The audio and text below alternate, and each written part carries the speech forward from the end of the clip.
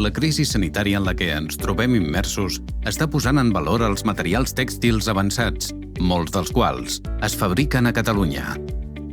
Treballem per diferents sectors com la llar, hotel, automoció, nàutica, exterior i hospitalari.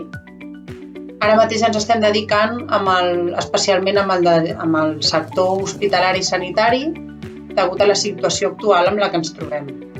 Estem fent teixits destinats a les bates sanitàries que actuen com barrera protectora enfront al Covid i productes antibacterians, impermeables i transpirables.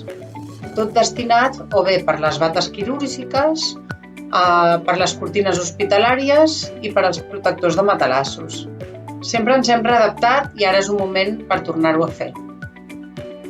Els socis de l'AEI Tèxtils, el clúster català que aglutina les empreses i organitzacions que treballen pel sector, han estat capaços de posar-se a l'alçada de les circumstàncies en aquests moments tan complicats i implicar-se per donar resposta a les necessitats del sector sanitari. El clúster és una eina que contribueix a reforçar la competitivitat de les empreses que en formen part.